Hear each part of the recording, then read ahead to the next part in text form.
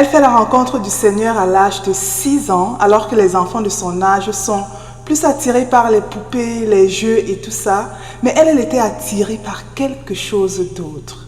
Right? Je vous l'ai promis, c'est l'histoire de ma maman. Donc, restez jusqu'à la fin, ce sera après le générique.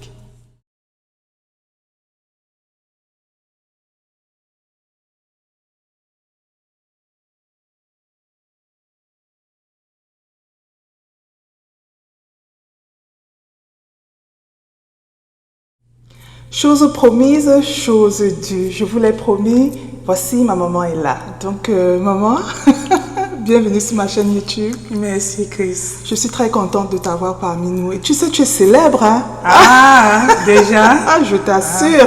J'ai parlé de toi dans ma vidéo précédente. Je t'assure que plusieurs ont été nombreux à demander, on a besoin du témoignage de ta maman et tout. Alors, je me suis dit, eh ben, pourquoi pas? Ouais, donc bienvenue. Ça me touche. Merci beaucoup. En tout cas, on va essayer de leur dire aussi, de leur parler de mon expérience, quoi. Exactement, si ça maman. peut aider. Exactement. Donc, nous allons commencer tout de suite. Maman, parle-nous un peu de toi. Donc, je vais dire ton nom, d'où tu viens et tout ça. Je suis Claudine Kolonchan, la maman de Cathy. Je porte le nom de leur papa. Mon nom de naissance, c'est Yonke. Donc, Claudine Yonke, épouse Kolonchan. Je crois que ça va. Oui, c'est bon. Tu es de quelle nationalité? Camerounaise, bien sûr. Ok. Donc, du coup, maman, nous allons raconter ton histoire, right? Dis-nous un peu, comment tu as raconté le Seigneur à l'âge de 6 ans? Attends, comment ça se fait? Raconte un peu. Non, il faut tout de suite dire que c'est par hasard, hein. Ce n'est pas qu'à 6 ans, on sait même ce qu'on fait. Avant ma naissance, mes parents ont connu beaucoup de déboires dus à la sorcellerie, le vampirisme, et ils ont été traumatisés, étant donné qu'ils ont connu des décès d'enfants au point d'en perdre 2 enfants du coup, avant ma naissance, mes aînés. Donc, et ces aînés sont morts de suite de quoi? Ils sortaient de l'école. Donc tous leurs enfants apparemment étaient inscrits. Et ce jour-là, quand ils perdent 2 du coup, ils ont décidé de ne plus jamais envoyer leurs enfants à l'école. C'était leur façon de se consoler en disant au moins s'ils sont jaloux parce que les enfants partaient à l'école, désormais ils iront au champ avec eux. Peut-être que l'ennemi ne les verra plus. Voilà. Et je dis que j'ai rencontré le Seigneur à 6 ans. Pourquoi?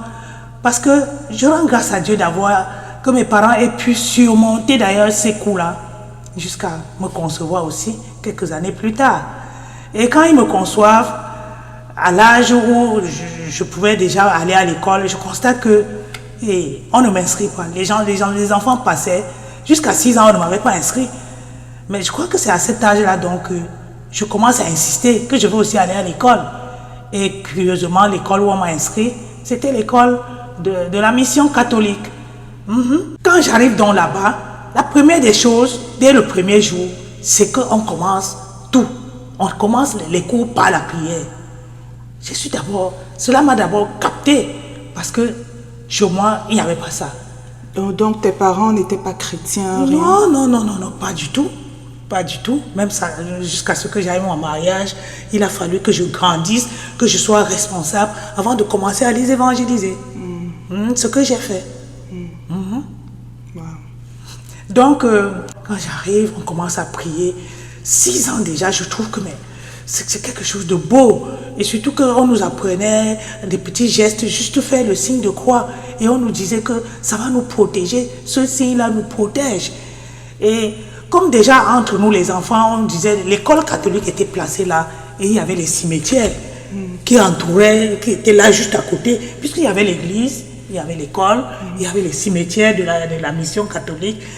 À l'époque où il y avait ce système où on disait qu'il y avait des corps qui sortaient et qui traumatisaient les gens la nuit, ça aussi nous avons vécu. Et entre nous les enfants, quand on disait que ce signe-là nous protégeait, pour moi, c'était que j'ai trouvé là où je suis déjà protégée. Wow, c'est ça qui me captive déjà. Donc, tu dis que tu es capté par la prière et tout. Est-ce que ce n'est pas le fait de vouloir ne pas aller au champ qui te faisait préférer aller rester en fait à l'école parce que tes grandes sœurs partaient au champ? Ma fille, là tu as raison. Beaucoup pourraient croire ça. Que peut-être le champ nous traumatisait parce que c'est quand même les travaux durs. Mais à 6 ans, un enfant de 6 ans savait même faire quoi au champ. Mais le fait que tout le monde partait au champ, je regardais plutôt les enfants de mon âge qui partaient à cet endroit qui était l'école. Et c'est plutôt ma classe d'âge là que je voulais suivre d'abord. Pour dire vrai, ce n'est pas Dieu qui m'a captivé, c'est d'abord mes amis là que je voulais suivre. Il faut dire la vérité. C'est Dieu maintenant me capte par après. Parce que j'ai suivi mes amis. Je suis allée, je les ai rencontrés et je suis restée. Très intéressant, maman. Mais moi, j'aimerais bien savoir comment, à l'âge de 6 ans, tu as réussi à convaincre grand-père, ton papa, de vouloir automatiquement aller à l'école. Parce qu'il faut préciser que toutes tes grandes sœurs, parce que c'est le seul garçon qui est parti parmi les enfants qui sont décédés, toutes n'allaient pas à l'école. Mais toi, tu es la dernière née et tu viens insister pour que tes parents te laissent aller à l'école et ils acceptent. Je ne sais pas si tu peux te rappeler comment tu as réussi à les convaincre en fait. J'étais de nature un peu agitée. Tu étais têtue. J'ai écrit dans le livre. J'ai écrit ça dans le livre. On trouvait que j'étais agitée. Et qu'est-ce qu'on va faire avec cet enfant qui veut imiter les gens? Voilà, c'était ça. Donc ils ont cédé. Ils ont cédé. Ok. Mais waouh, c'est vraiment intéressant. Donc du coup, tu vas à l'école et on fait la prière, c'est où tu es vraiment capté par tout ce qui se passe. Et comment tu commences à aller à l'église? Pour l'église, le dimanche, effectivement aussi, les mêmes personnes qui avaient des parents chrétiens, bien sûr, passaient là avec leurs enfants pour aller. Et les mêmes camarades, bien sapés maintenant, partaient pour louer Dieu le dimanche. Qu'est-ce que je devais faire? Toujours les suivre pour dire, ah, voilà maintenant, le dimanche, il faut que j'aille aussi. Je dois m'habiller. Même quand je n'avais pas des beaux habits, je devais tout faire pour porter quelque chose qui me paraissait propre pour aller avec eux. Donc tout ça, tu faisais toute seule, sans le consentement d'aucun de tes parents, personne? Ma fille, je t'assure que moi-même aujourd'hui, là, quand je raconte, là, je suis même encore surprise, moi-même. C'est ce que j'ai fait. Et à quel âge tu te baptises? Comment ça s'est passé en fait? C'est ça, alors que mes grandes sœurs et mes parents avaient trouvé que j'ai exagéré. Parce que, en fait, étant à l'école, je vais vous dire que l'éducation joue beaucoup. Les parents éduquaient leurs enfants de telle sorte que quand on parlait de la catéchèse à l'école, les parents inscrivaient les enfants. Les miens, d'ailleurs, l'école même, tu forces seulement pour aller chaque année. Et effectivement, je forçais jusqu'à ce que, quand j'ai atteint, je crois, la classe de CE2 ou CE moyen 1, il fallait que je commence aussi à dire, mais tous mes amis s'y sont en train de faire la catéchèse. D'autres même sont baptisés déjà. Qu'est-ce que j'attends? Je réfléchissais seule. Je me demande comment je faisais. Et j'ai commencé la catéchèse sans l'aval de mes parents parce que tu vas leur parler de catéchèse, de ceci. Ils ne savaient même pas ce que c'était. J'étais vraiment seule à tout faire. On appelle ça les self-made man. Ah ça? Je l'ai fait par la grâce de Dieu. Par la grâce de Dieu. J'ai commencé la catéchèse donc au cours moyen 1. C'est là où j'ai pris ma décision. Et ça faisait 3 ans. Et je rends grâce à Dieu parce que je me demandais même comment je faisais pour passer. Je n'avais jamais échoué. L'école. Je n'avais jamais échoué. J'ai repris une classe. Et comme vous voyez même le corps aussi qui est comme ça, on m'appelait la gazelle. Parfois même quand on me prenait en photo, je déchirais encore parce que je me voyais dedans quelque chose tout petit comme ça. Je disais, c'est vraiment la gazelle. Je déchire. Wow. Et donc, c'est en 6e que je me baptise. Ça veut dire que j'ai commencé la catéchèse, cours moyen 1, cours moyen 2. Je n'ai pas fini. Et en 6e, j'ai dû continuer pour avoir le sacrement. Et du coup, quand le sacrement, c'est quand même quelque chose de grand. Et les parents viennent filmer l'enfant. Et les godparents, comment on appelle ça, les parents, la marraine. Comment tu t'es arrangé pour pouvoir... qui était ta marraine et tout ça? Raconte un peu. Je suis même encore traumatisée du fait que, à l'époque, pour choisir une marraine, il paraît que c'est les parents qui devaient aller négocier. Je vous assure que je reconnais encore comment je l'ai vers telle maman que je voyais à l'église, elle refuse. On me dit même que celle-ci est peut-être ta tante, je vais vers elle, elle refuse.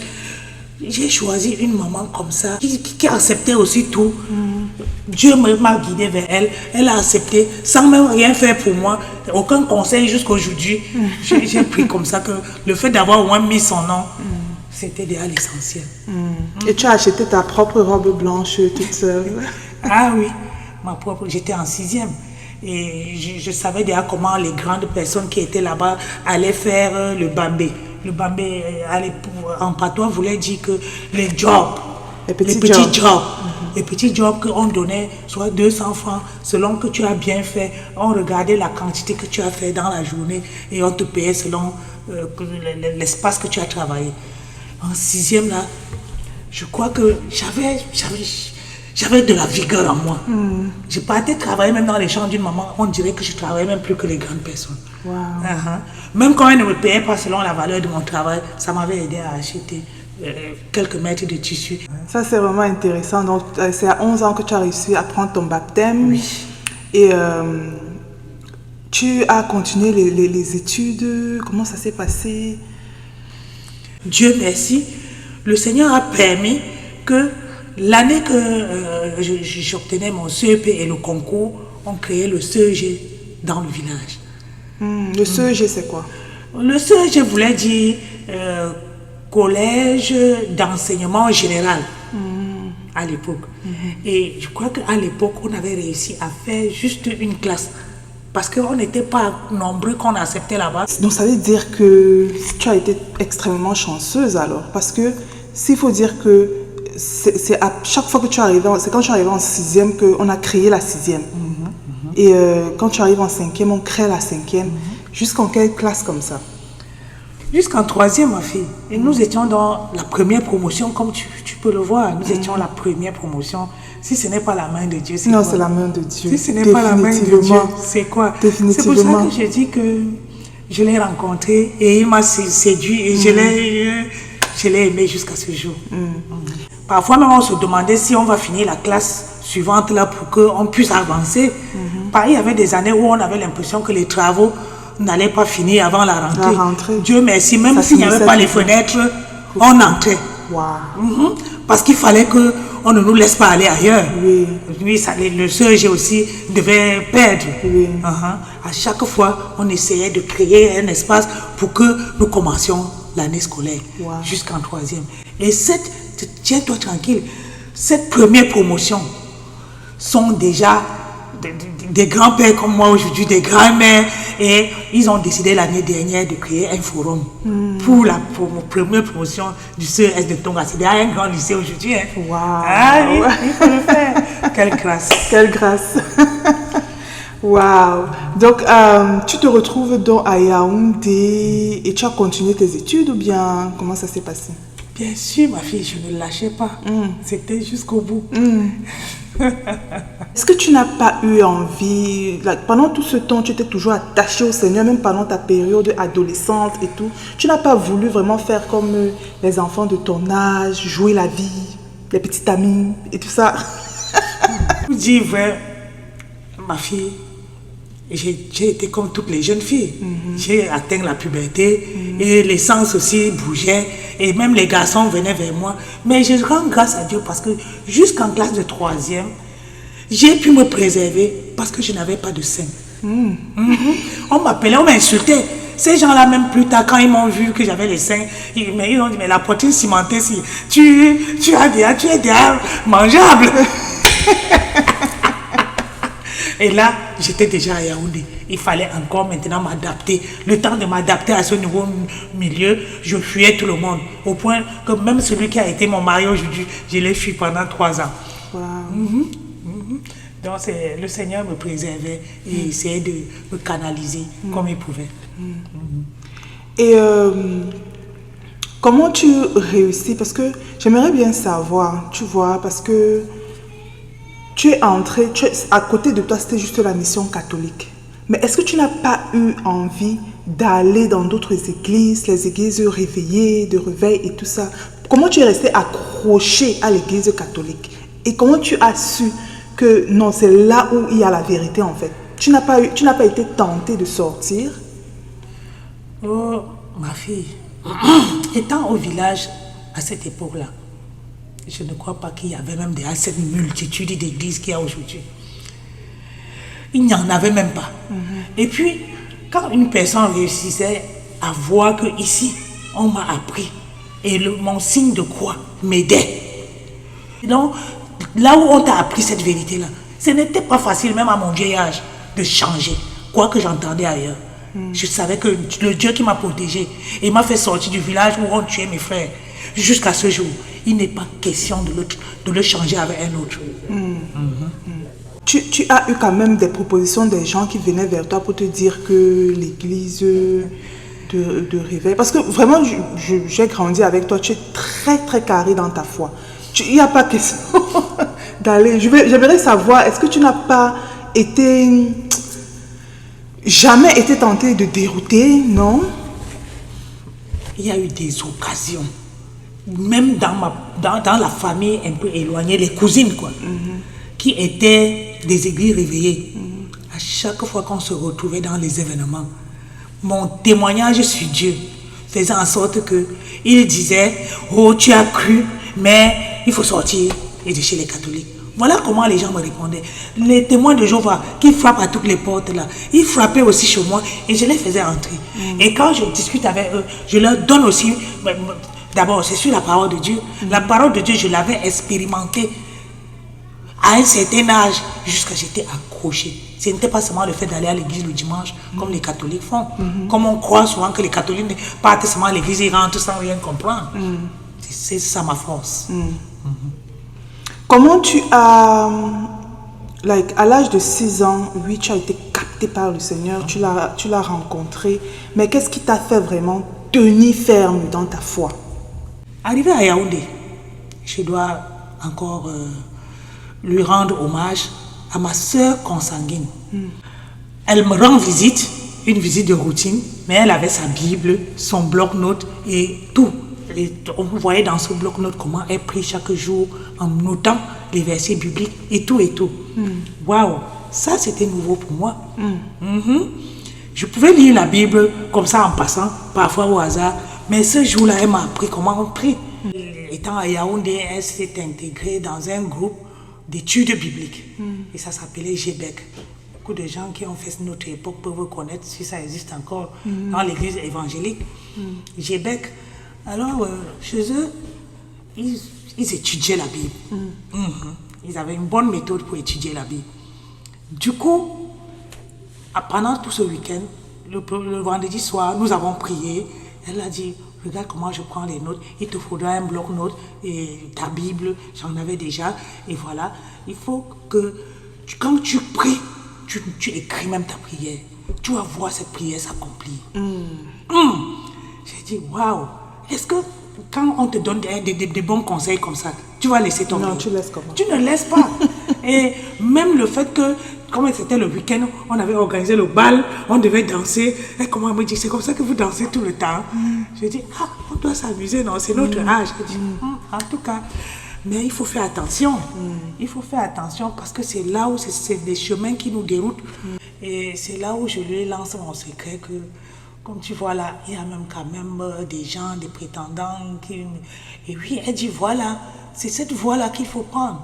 Parce que moi, si tu vois qu'il y a vraiment quelqu'un de sérieux qui est là, n'hésite pas, nous avons l'âge. Et elle me disait même comment elle avait déjà aussi quelqu'un dans sa vie. Et oui, et qu'elle devait épouser. Elle m'a dit non, moi-même j'ai tel et je ne peux pas te mentir. Ce n'est qu'avec lui que je dois causer et m'entretenir et voir pour l'avenir.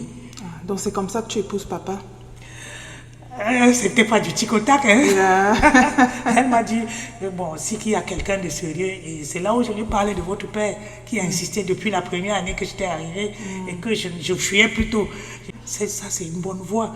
Il faut prier. Mettons ça en prière. Prier. C'est comme ça qu'on a commencé les prières pour ça. Nice.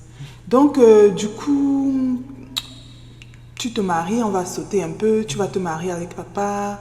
Et comment tu te lances donc dans la catéchèse? Parce qu'il faut rappeler que tu es catéchiste depuis plus de 30 ans aujourd'hui. Donc, à quel âge tu es devenu catéchiste? Pourquoi tu te lances dans cette voie? Quand je me marie, je quitte Yaoundé, bien sûr. Juste après mon mariage, il fallait suivre mon époux qui travaillait à l'époque à l'extrême nord. Très loin. À l'extrême nord. Quand j'arrive, je passe d'abord un vide. C'est vrai que j'ai toujours continué avec l'école, il faut l'avouer. Mon époux a compris que j'étais intelligente, il fallait poursuivre mes études puisque je me suis mariée en classe de première.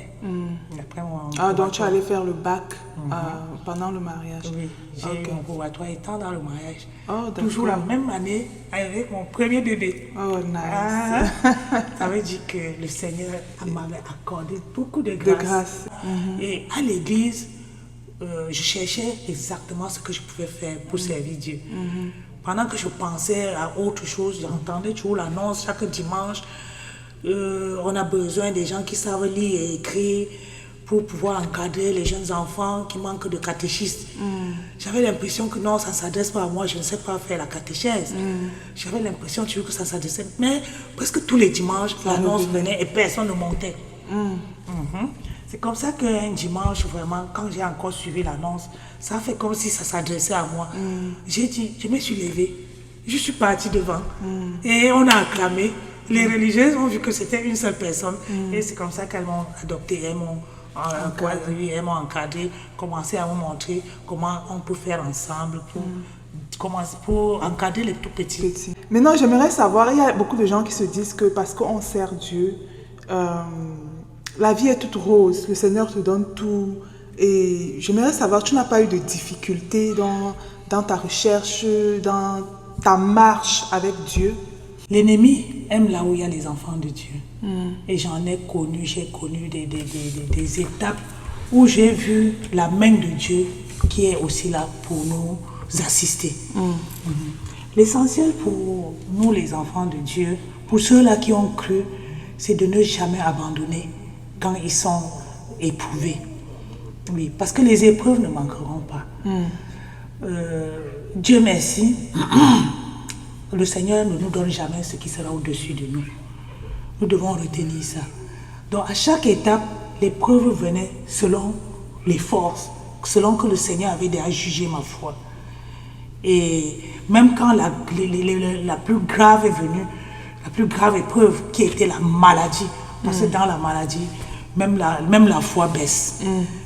Et heureusement, il a prévu que dans les moments d'épreuve, je serai là pour vous. Même si nous n'arrivons même plus à prier, parce que dans la maladie, l'étape où j'étais arrivée moi-même, quand il fallait soutenir ma maman dans la maladie, j'étais forte. Soutenir, même quand une de mes filles était très atteinte, où je voyais même sa mort prochaine, j'étais là pour prier et intercéder. Quand mon époux est venu, l'étape de mon époux, j'étais toujours forte, mais quand c'était pour moi-même, je vous assure, c'est là où le Seigneur m'a prouvé que si on lui fait confiance, on ne va jamais regretter. Jamais. On ne va jamais regretter. Ce moment dont elle parle, moi je me souviens un peu parce que j'avais, je pense, 8 ans ou 9 ans, un truc comme ça. Et elle a fait 6 ans de maladie, mais c'était 6 ans, maman? 6 ans, des rechutes. Elle sort. Les médecins avaient même dit qu'elle prendra des médicaments toute sa vie. Mais un beau jour, elle dit que le Seigneur lui a parlé. Elle a jeté ses médicaments. Bref, elle raconte tout cela dans son livre. Comment le Seigneur l'a vraiment délivrée. Mais alors, cette fois-ci, je l'ai vécu, j'ai vu vraiment. Parce qu'elle est totalement délivrée. Lorsque nous rentrons à Yaoundé, j'étais déjà dans, je pense, 11 ans. Non, j'étais en première. Classe de 3e. On rentre à Yaoundé, je suis en première, maman. Ah, donc j'avais déjà, 15 ans, un truc pareil. Donc, depuis cet âge, nous sommes partis en Djombe, j'avais 9-10 ans, c'est là où la maladie commence. Et elle prend ses médicaments, elle jette à l'âge de 15 ans. Donc elle a vraiment mis long dans la maladie et le Seigneur l'en a délivré, mais totalement. Ça fait combien d'années aujourd'hui, maman? Calcule-toi, De maman. 2020, ça fait peut-être 25 ans. Disons même 20 ans. Jamais pris ses Minimum médicaments. 20 ans. Jamais pris ses médicaments.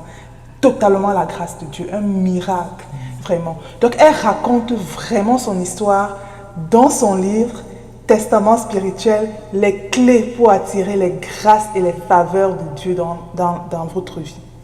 Right? Dans notre vie.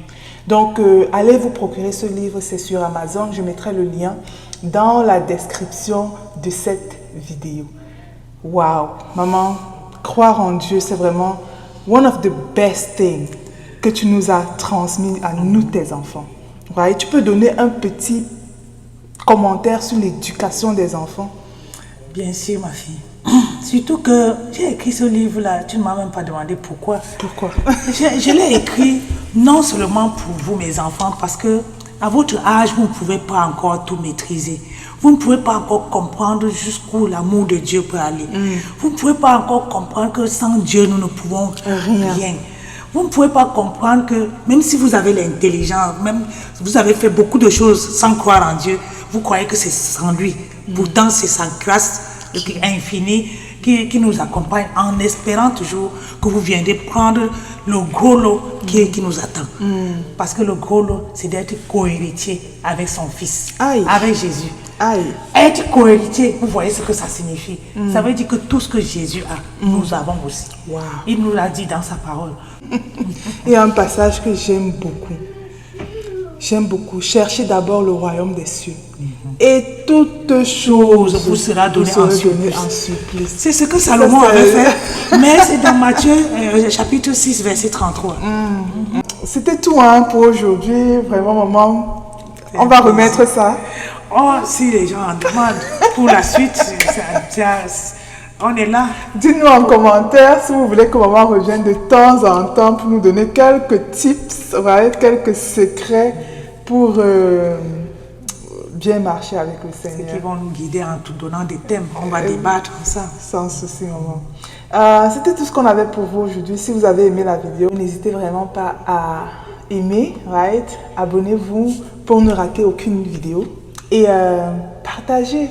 On ne sait jamais, ça peut édifier quelqu'un, un membre de votre famille, des amis. N'hésitez vraiment pas à partager la vidéo. Et voilà. Et on se dit à la prochaine. Bye bye.